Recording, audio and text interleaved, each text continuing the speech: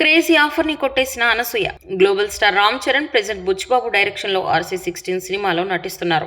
Sports బ్యాక్డ్రాప్లో తెరకెక్కుతున్న ఈ చిత్రంలో బాలీవుడ్ బ్యూటీ జాన్వీ కపూర్ హీరోయిన్గా నటిస్తోంది.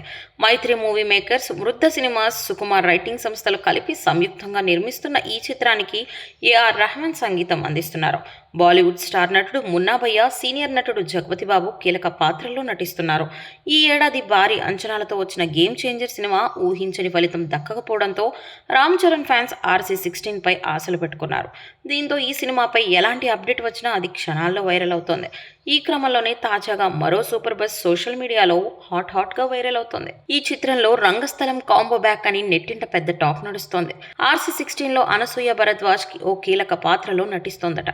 ఇప్పటికీ ఆమె ఈ సినిమాకు సైన్ చేయగా ఈ విషయాన్ని చిత్ర బృందం సీక్రెట్ గా ఉంచినట్లు టాక్. అంతేకాకుండా గత వారం ప్రభాస్ సీనుతో పాటు అనసూయ అండ్ రామ్ చరణ్ నటించిన కొన్ని సన్నివేశాలను టీం చిత్రీకరిస్తోందని తెలుస్తోంది.